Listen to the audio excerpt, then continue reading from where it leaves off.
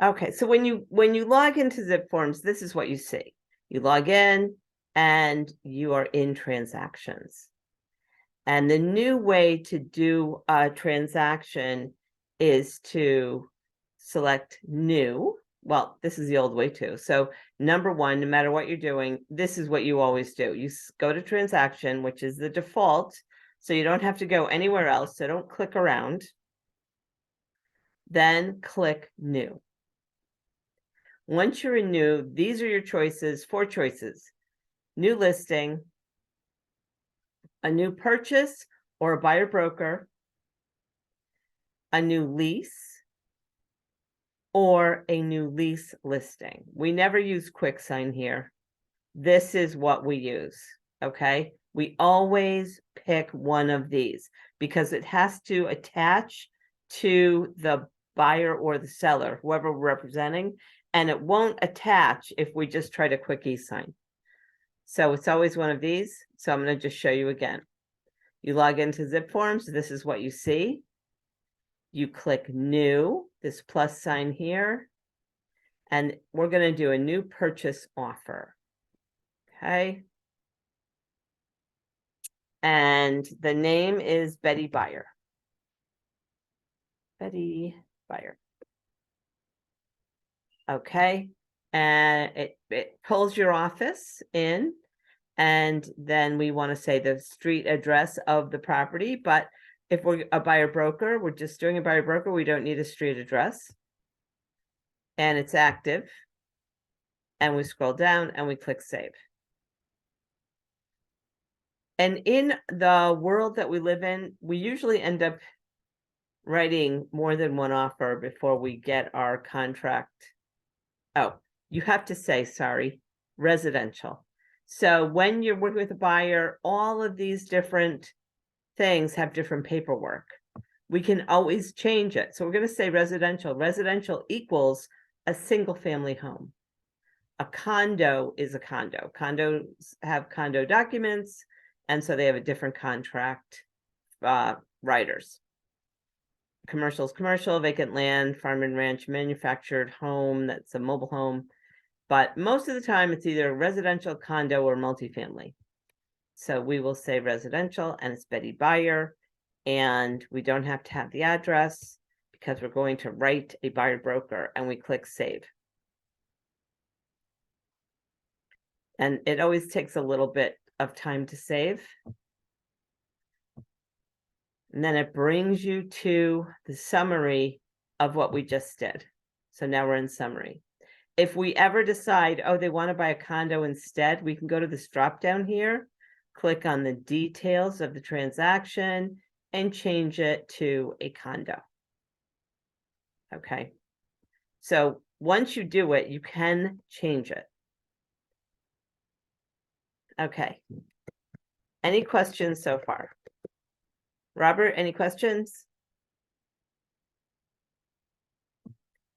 This is where the experienced agents might have some questions. So feel free to just ask me if you see something. All right. Okay. So after summary, we go to parties. And parties is where we represent the buyer. So you have buyer 1, maybe there's a buyer 2, maybe there's a buyer 3, maybe there's 4 people buying one house. So there's room for as many as you need. We're going to select buyer 1. So the name of my client is Betty Buyer, and I always use her. And I always use the same street address.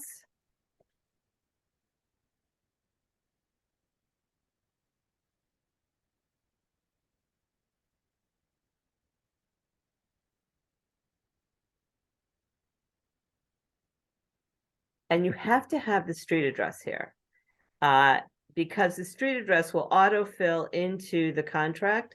And according to statute of frauds law, you have to have I've been told by Larry Garfinkel, you have to have the address of where the people live on the contract.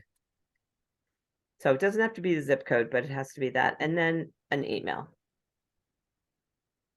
I use my old Gmail account. And that is it. Now, if it were an estate and, say Betty Buyer was deceased, I could still put her name here because it's as an estate and she still would show up on the land records. And then down here would be the signing representative. Okay, that's the only time you use it if it's an estate, something like that. And then you hit save. Okay, so now we have that and we go to documents. And in documents, the contracts we're going to fill out are in working docs. So let me tell you what we're looking at. This is the transaction form. The transaction manager will fill this out. So you don't have to worry about this. And then you have working docs. Oh, what a cute puppy. And working docs. Jessica just sent me a picture of her cutest little puppy.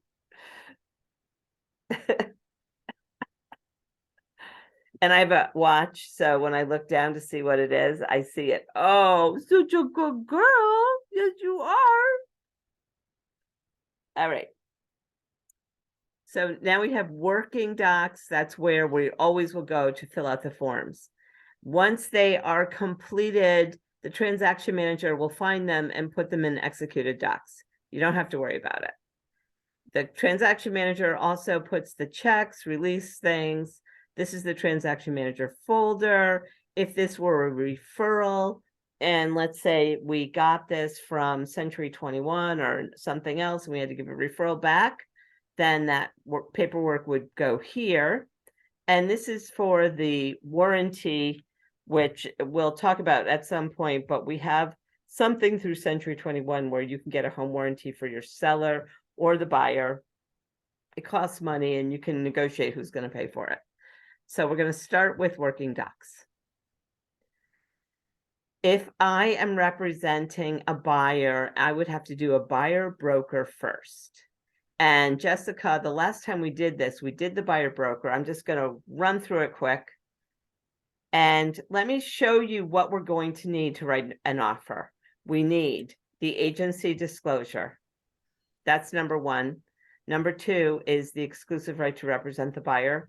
Number three is the lead brochure. Those are the three things we have to use, state law. And then Century 21 has the buyer service pledge. That's a good thing to have as well. Okay. All right. And if we are purchasing a house, let's say we do the buyer broker and then we're going to purchase the house, we would have to download the disclosures that are in the listing and upload them to our contract, which is no big deal. So I'll just show you quick and what I'm talking about. So we start with the buyer broker agreement. We haven't found a house yet, but I'll just take a new listing. We haven't found a house yet, but we have to, actually, I'm going to search for a listing because the new listings a lot of times don't have the disclosures immediately. And let's see what we got. Okay, here's one, Bellevue Avenue. So here's a house in Southington, 349.9. Here are the disclosures. So after we do the buyer broker agreement and everything else, then we will write the offer on this house. And most of the time, that's how people do it. They just do it all at once. And so that's okay. Maybe you just met them, you sign the buyer broker agreement, you look for houses, they want to buy the first house they see. Now we do everything at once. So we have to download these documents. Download. And of course, you would want to give these to the buyer while you're looking at the house. So although we are downloading them here, we would have given them before we wrote the offer. All right, so they see what they're getting into.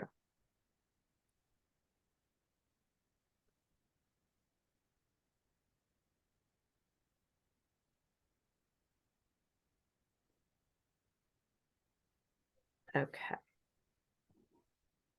Now back to Zipforms. So I'm going to start by selecting the agency disclosure. And then I'm going to open it in the new form editor, which is what we did in the video. So you can see once you get in here, you have 3 sections. This is the contract, and this is where the contracts all live. So the contract that we're going to fill out is here, but I'm going to add the other contracts first, and they are in working docs. So we are going to add a exclusive right to represent the buyer. So I'm going to add them in the order I want to fill them out. The lead book.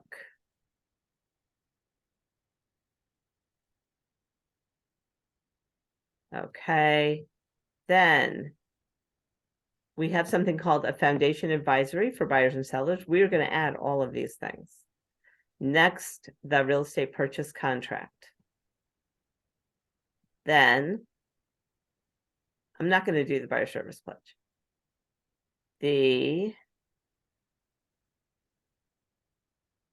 It's city water, city sewer, so I don't need that. The foundation advisory for buyers and sellers.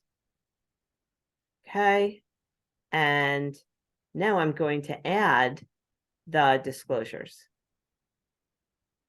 And what they said in the video is we click this add button for something not in here already. And it is, the form is not in the libraries. We're going to upload it from the computer. I just downloaded it. Browse for the files. I put it on my desktop. I have a little trick. I go click on date modified and they pop up at the top. I hope. Come on, and here they are. So these are the 3 things.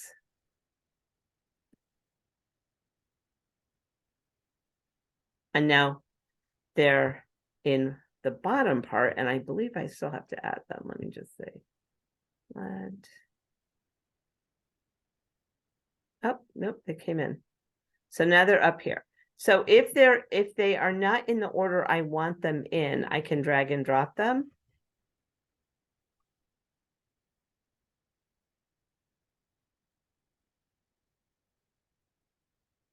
So for example, I think I'll just leave it the way it is. I like the way it is.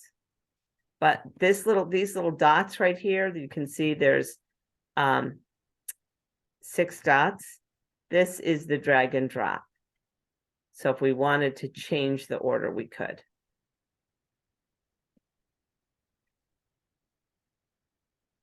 But I don't want to, so I am going to, let's see,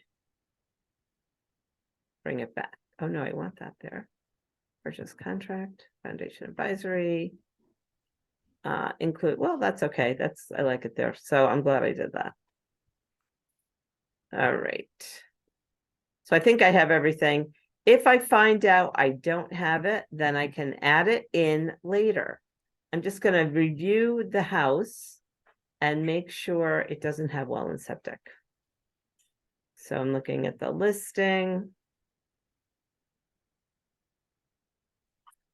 8 rooms, 4 bedrooms. And I'm sure it doesn't, but I want to show you where that is. All right.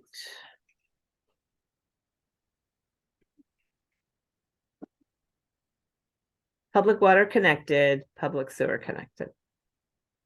All right, now we're going to start filling it out. So we represent the buyer. The licensee's name, that's me.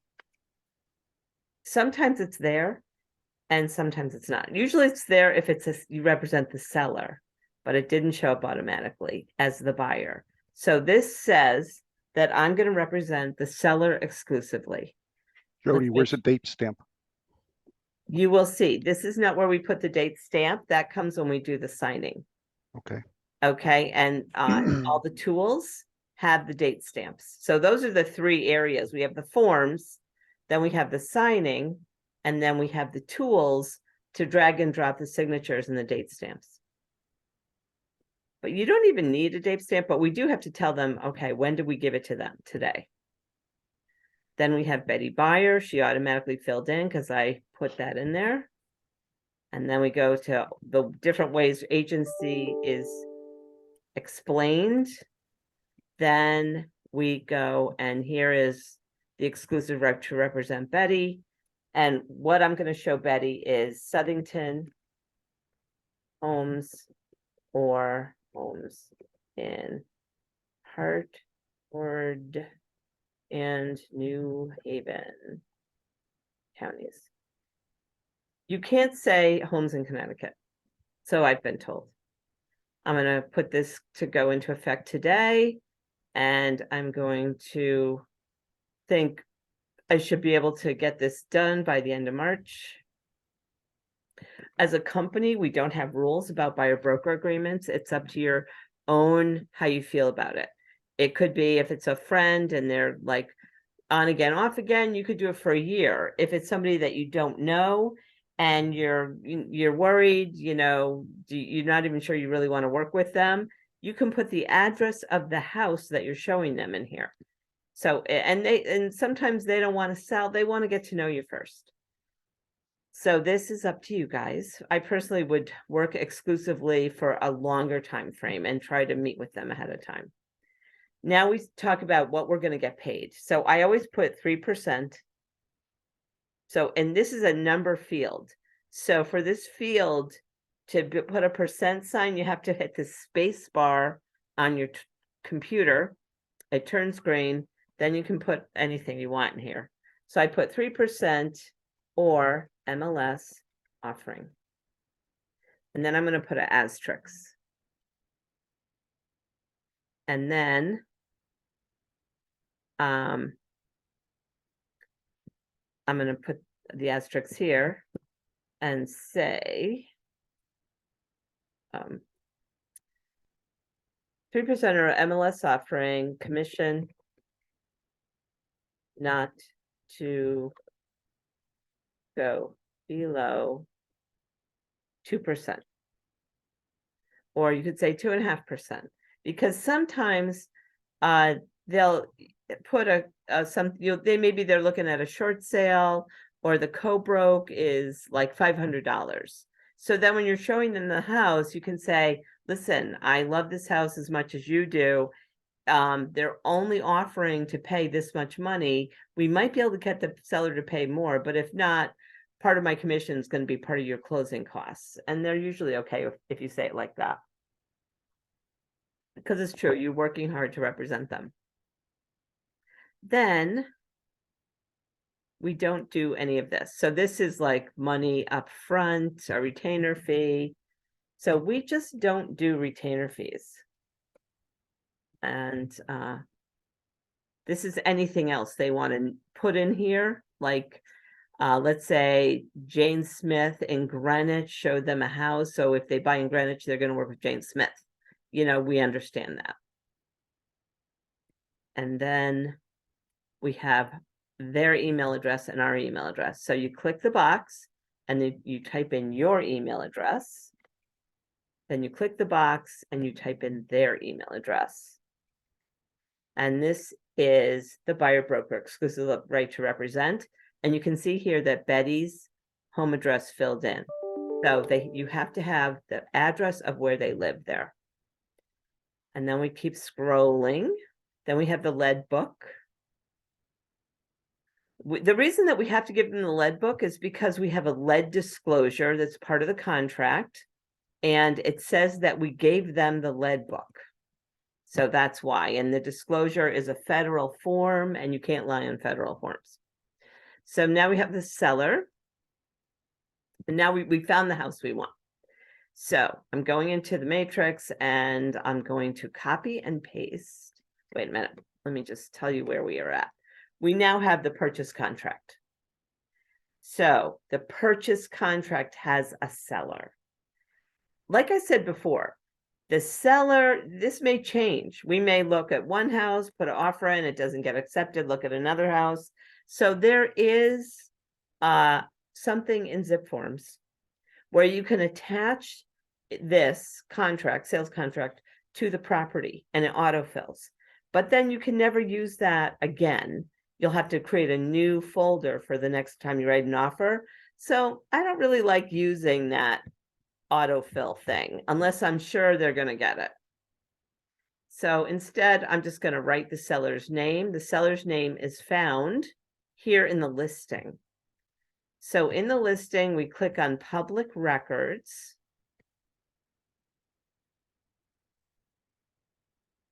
And here is the seller, the McBeans. We go back.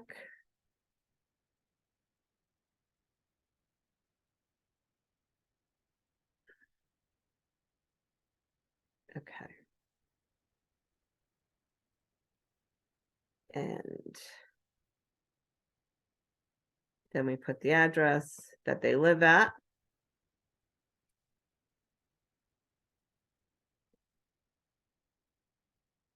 Oh, they don't live at the house. This is where they live. Let me just make sure I have the right party. Yep. Wow. Interesting. Okay. Seller's home address.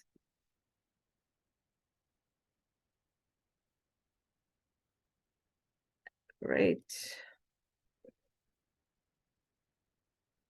And then we put the property that they're buying.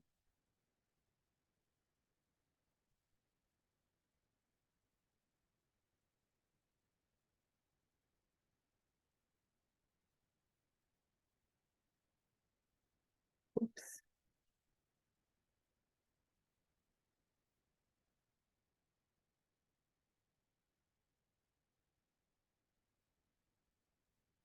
All right.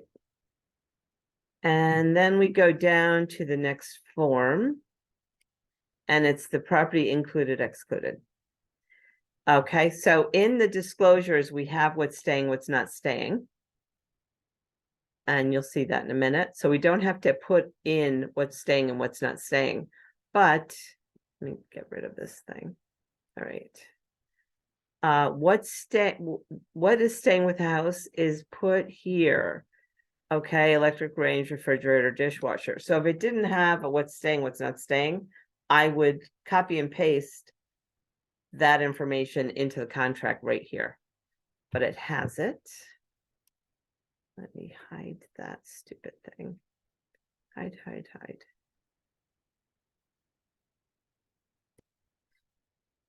And okay. So now we say the purchase price. So I'm just going to make it easy.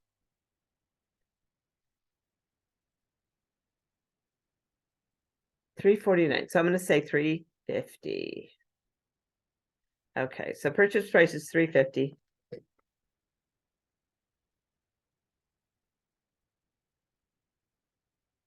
All right, we're going to put down 3,000. We are going to get a mortgage of 300,000. So E is where we put the mortgage.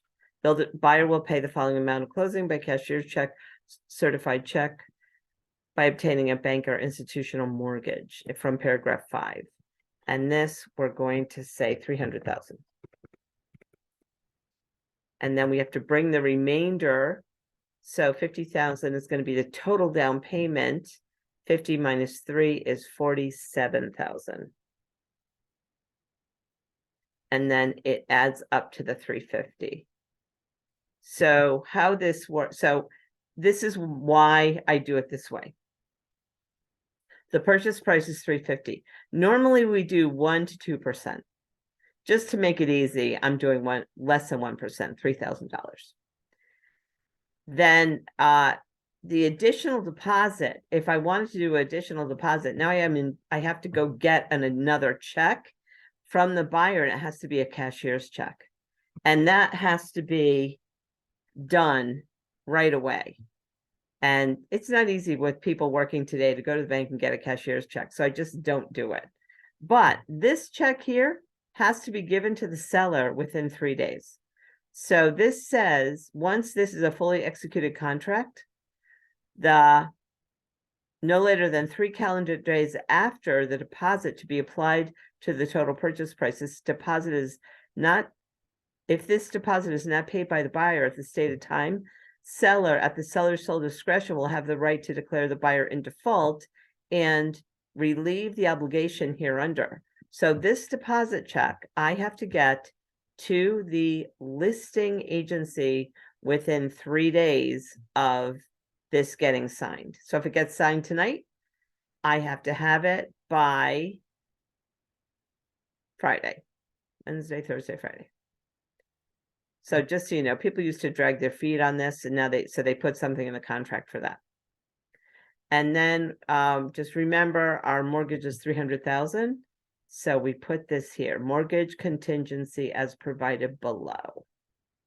So they could say it's a cash transaction, or we could say, we know we're going to get the mortgage. We don't even care.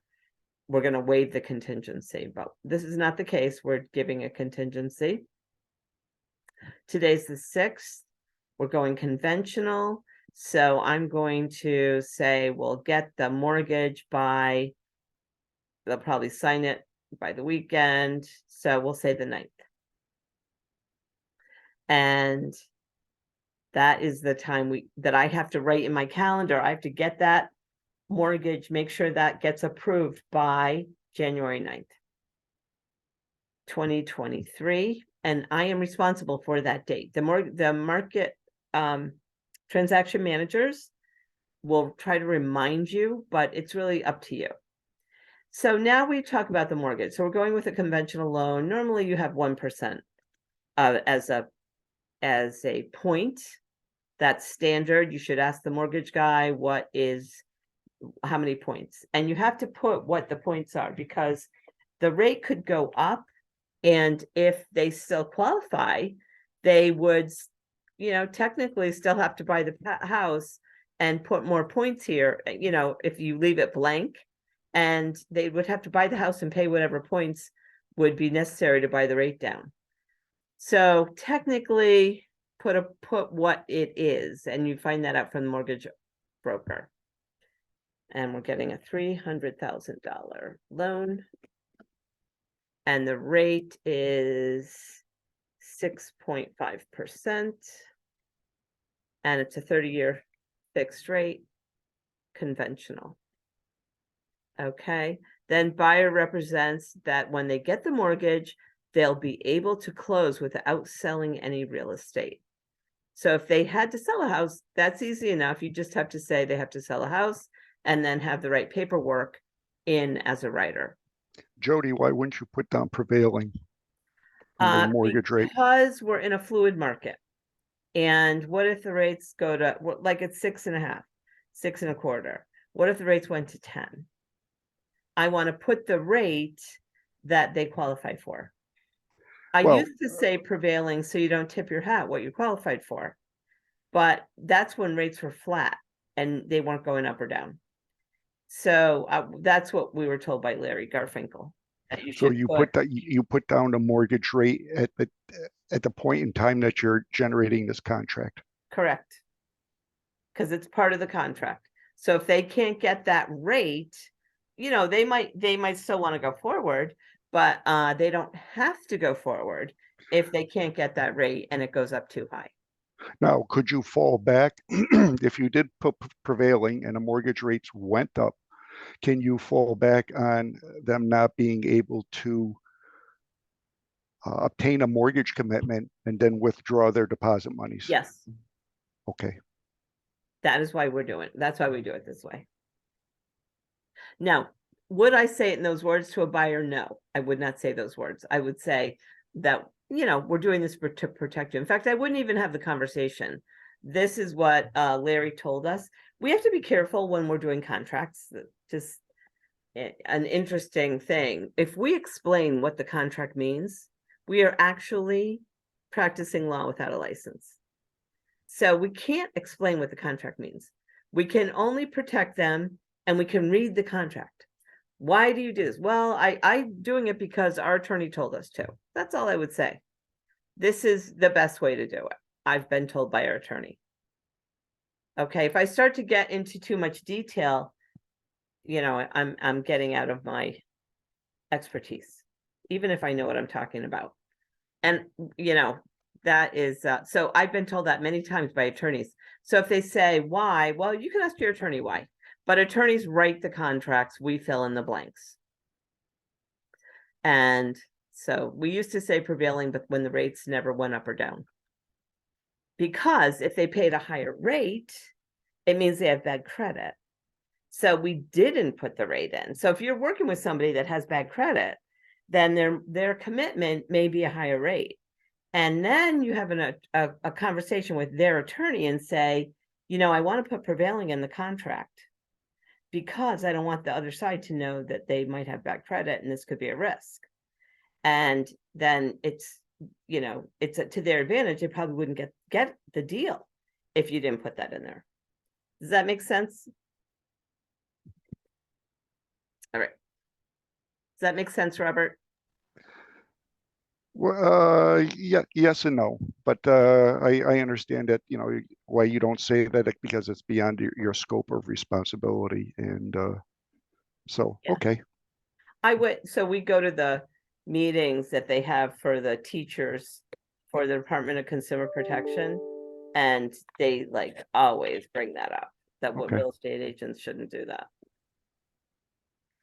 All right, so now we don't have to sell a house, so that's what that says. Then we go down to number 6, and the money is held in escrow until transfer of title. All right, so transfer of title, and the money is always held by the listing broker unless they want the seller's attorney or the buyer's attorney to hold it. So if, let's say we're going to have a quick closing and they're giving us a deposit, then we might want to have, if we know the closing is going to be less than 10 days out, we will probably have the money held by the listing broker attorney, because we don't, the money has to clear our escrow account before we can write a check, and that takes more than 10 days.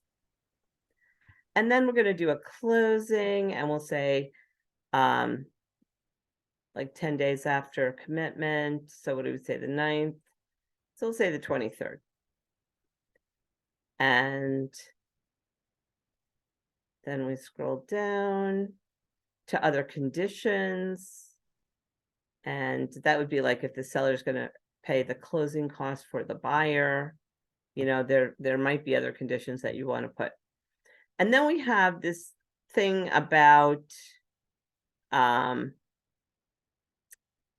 money and liens. And our attorney told us to just say NA here. So in this little box here, just say not applicable, because it talks about what kind of liens the buyer will assume. And so we don't want to put them in that kind of position. All right. And then we go to equal housing. This is a complete agreement. So number 13 says this is a complete agreement. That means a complete agreement means we're not relying on anything that was promised other than what is in this contract. So for example, if the seller said that buying this house was subject to him finding a house that he likes, and it's not in the contract, it doesn't exist. So this says this is a complete agreement. That means there are no promises or previous agreements that anybody agreed to. Whatever is in this contract is in the contract. All right, that's number 13. And then the buyer will elect the following inspections. We're going to say home inspection. And then it gives other inspections that you can ask for, termite. And then other inspections, so asbestos, radon, mold. And then usually depending on if we're in a multi-offer situation, we don't know what the home inspector is going to think would be a good idea. So here I would put in any additional home inspections the home inspector recommends. Then the buyer has to have that home inspection done within 15 calendar days. So what happens with the home inspection is the home inspector will go out and he'll recommend, you know what, you should have an electrician come in here and look at that fuse box. So now we have to get an electrician in. And they'll say, you know, you need to have a HVAC guy look at the gas furnace. So now we have to get an HVAC guy in. So that's why you want to have that home inspection done right away. We have 15 days, but that 15 days is to also get anybody else that is recommended by the home inspector to come in and do the inspections. So, you know, it will eat up every day. So you want to just get that home inspection done right away. And normally the buyer's agent does go to the home inspection, the seller's agent doesn't go. So that is how it works. And then we have the lead here, so we're not going to waive the lead. And then we have riders. So in this case, we don't really have any riders. It's not well in septic. It's not a new home. We don't need the attorney approval. They're not buying it as is. It's not a condo. So that's where all these riders would be. So we don't need any of the riders.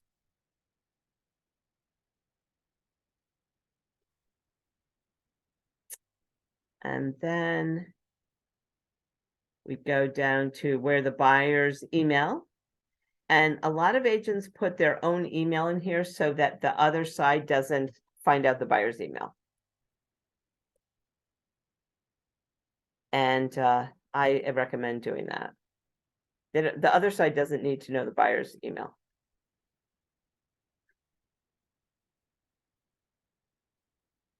Okay, and the seller fills their own thing out. And it's Century 21 All Points is the selling broker. And the listing broker is, where is it? Keller Williams.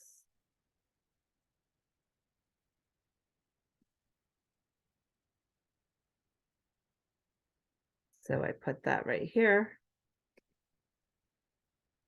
And we're done with the contract. And then we have the foundation advisory for buyers and sellers. There's Betty. Now we have what's included, what's not included. We have the lead disclosure and the property disclosures. All right, and so we have everything we need. And now all we need to do is sign the contract for the buyer. So we can go up here to prepare signing, or we can just click this little pencil that says sign, which I'm going to do. And oh, I have to select the document. So now I just select the documents. Sorry, I always forget this. So I do it in the same order we just did it.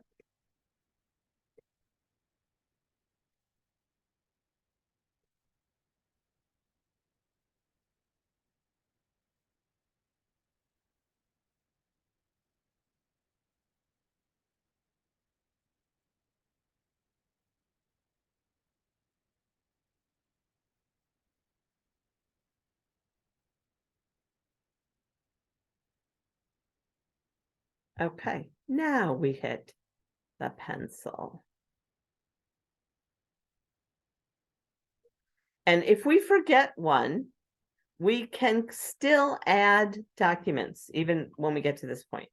So we click send to new authentic sign. So we go there. It always automatically calls it something.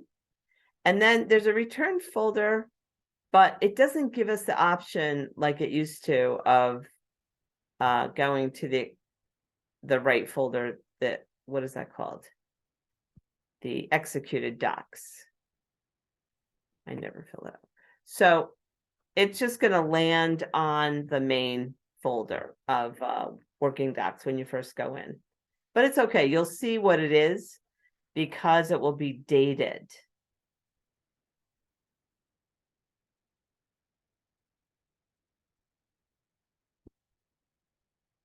Okay, so now we have to add the signers. So we click add participants, and we always add from the transaction. So it says add yourself, but we don't want to add yourself because it's not going to add you as an agent. You have to add it from the transaction, and then it will have the proper role that you are. So I am so see, it says I'm the listing agent. I'm not, I'm the buyer agent. Here's Betty Buyer. And Jody Tussing, the selling agent. And the reason it says that is because I did not connect it to the listing agreement. All right. So it's all good. And then we click select. And once you do that, what I love about this is it differentiates the initials by color. So if you have like Betty Buyer and Bob Buyer, they're both BB, but they'll have a different color, so you'll know who's who. So now, licensee, I don't have a signature here, so I have to add the signature. And this is how we do it. Here in Tools, it now takes us into adding signatures and checkboxes, full name. I can add my full name. So everything is right here to do with signatures. So I click sign here. And you can see that it automatically creates a date next to every initial and every signature. Most of the time, this auto fills, but not this one document. It always has a problem when you're the buyer agent. Then we have, just scroll down and make sure we have all the right documents here. So there's Betty's initial, my initial, Betty's initial, and both of our signatures on the buyer broker agreement. Let me scroll down the lead. I just put the lead here, even though it doesn't get signed, because I want to send it out all together. If I had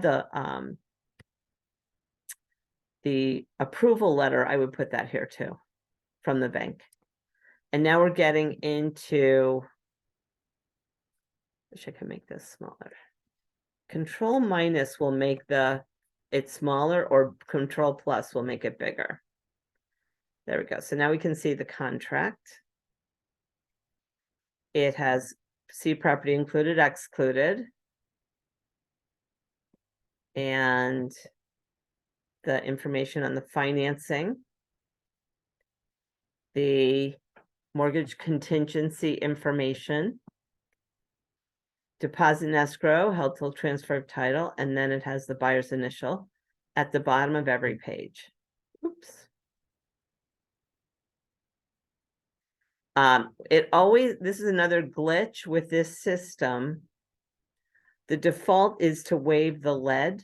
There's an initial here that you have to delete.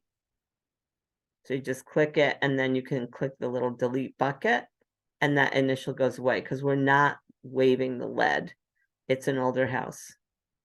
Writers, we don't need any.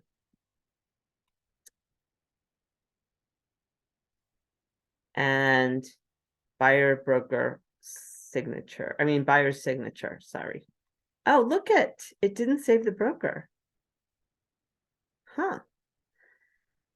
So since it didn't save the broker, I'm going to have to do a text box. I could also let them do it, but I'll do a text box here. And a text box doesn't have to be with a person in mind. It can just be text. Oh my God, come on. Yes. Okay, oh, it's there, good. So we're gonna say Keller Williams.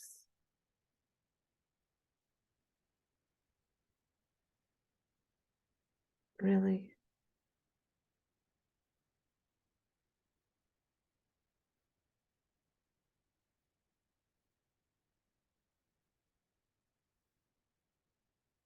All right, there, done. And then we have the buyer, then we had the foundation advisory for buyers and sellers. That has to be part of the contract. And we have Betty Buyer is in there, so that's good. And then we have what's included, what's not included. And this, we have to add Betty's signature. So this drop down here under signing tools lets us change it to Betty Buyer. And we click, just drag and drop this and scroll down. And there is another date here. So if you wanted to get technical, you could add the auto date here. Which I wouldn't do. It's only because Robert's here and I know he loves doing that stuff. Now we have to add the purchaser's acknowledgement for the lead disclosure. So this is a lead disclosure. And you can see the seller has initialed that they don't have any knowledge of lead and they don't have any records. So now we're going to put the buyer's initials that they have received a copy of the lead book and that they have chosen to either receive a 10-day opportunity to do the lead test or waive the opportunity. And I'll tell you, nobody ever takes the lead, does a lead test. I've never had somebody do a lead test, but we always give them the opportunity and then they can talk to the mortgage guy. Oh, wait a minute. I don't want two of them. Why are there two? Hang on. Oh, I know. I have to say checkbox, not initial choice. Checkbox. Okay, receive the 2-day, receive the 10-day opportunity. So that is what we do for buyers. Two initials, D and E, check for I. And then we have to add our signature and their signature. So we have the purchaser's signature. I'll put it here. And we have the agent signature. So I click there, go to the buyer agent and sign here. And then we go to the disclosures. So now we go back to the buyer and we initial the bottom of every page. And you can copy and paste. So I copied it.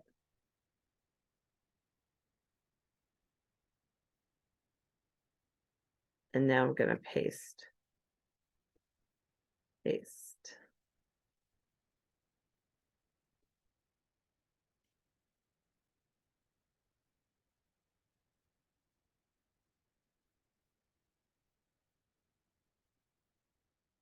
And you want to make sure that you get an initial on every page. One of the pages is signed and it still has to be initialed.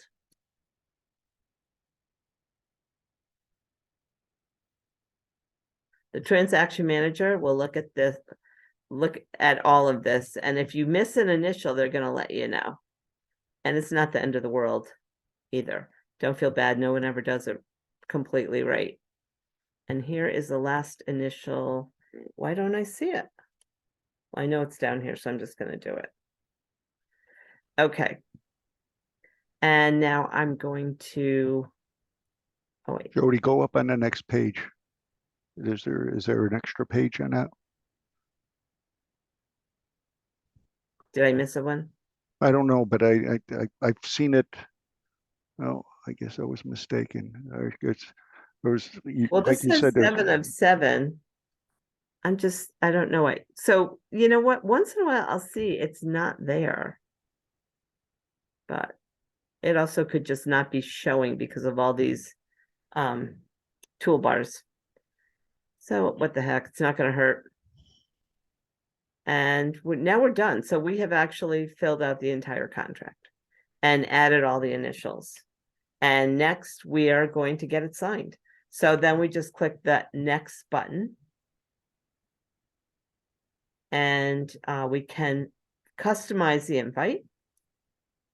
And we can send a reminder every day until they sign it if we want to. So I always would customize the invite. So it is going to Betty Buyer. And I would say, Betty, please let me know that you received this and let me know if you have questions or need any help. Jody, and I put my cell phone.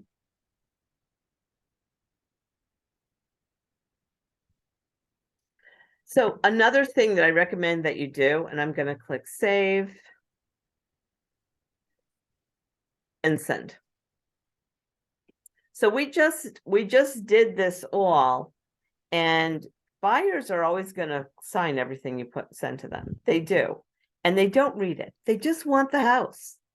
So I recommend that once you do this, you then email it to them in an email so they can read it before they have to sign it. So let me show you a couple things. Number one, what we just did is here in eSign. So when you click on eSign, you'll see that it says it was sent. I can click on this, and if, God forbid, I have transposed an email, which happens all the time, I can edit the email and it will immediately send it again. It also tells me here when they signed it.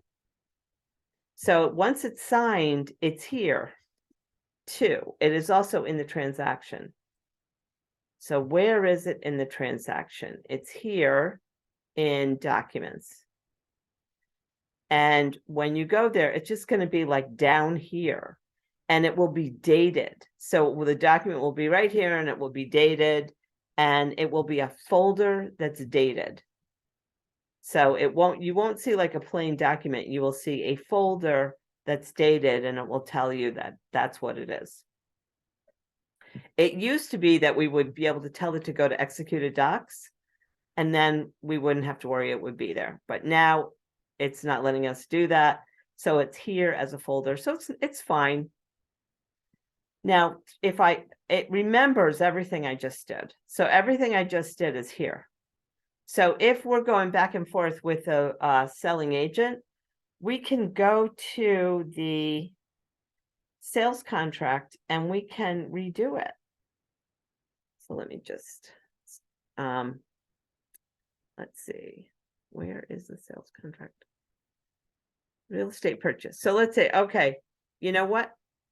I'm going to click open in the classic form editor just so you can see. So if I wanted to go back and make any changes here and just get this signed, I could do that and keep everything else the same way that it was. Like, okay, we're in a multi-offer situation. Now we're going to make this 375. And we're going to do, what should I do? 325.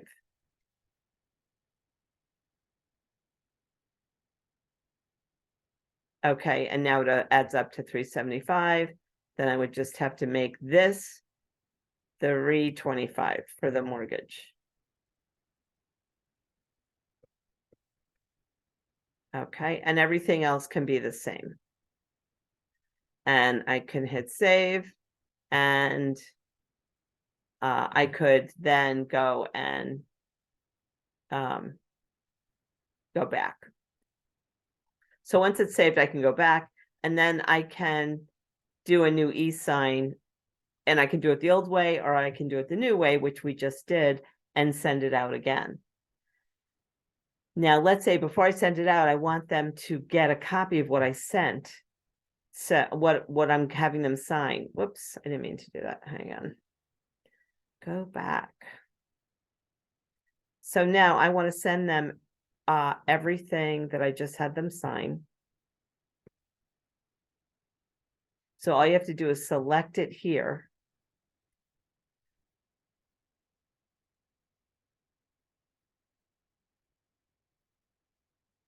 Sure I have the right stuff. I'm not going to send the lead book yet. This time. And foundation advisory. Is that everything? I believe it is. And all I have to do once I've selected all these is click the send button. And then I send via email. Okay. And I'm going to send it to me, jodytesting@gmail. Click done, but I would send it to them, or I'd send it to myself and forward it to them. Either way, you have to put a subject. Documents. You will sign. You know what? I'll add them here.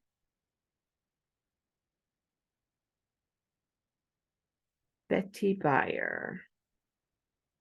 Here she is. Done. Okay, and hit send. Then it connects with your Gmail account.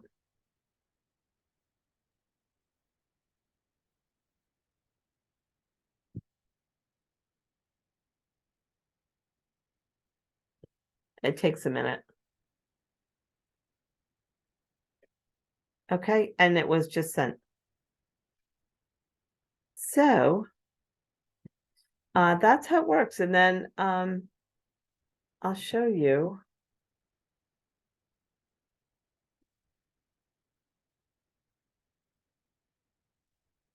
What it looks like when you get it. So here's the documents you will be signing. And I just click on it and download it.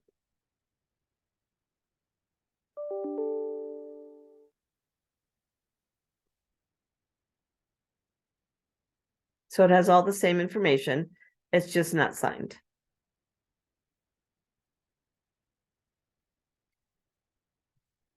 All right.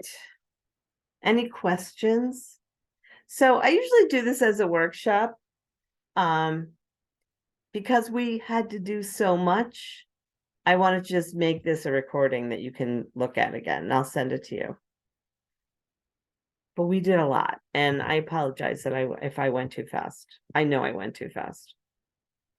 But do you have any questions? No. I still like the old way. I'm sorry, Jody. I like the classic version. Well, you But- can still do the classic version. But it, you did show some tricks that were helpful. Yes. Good. All right.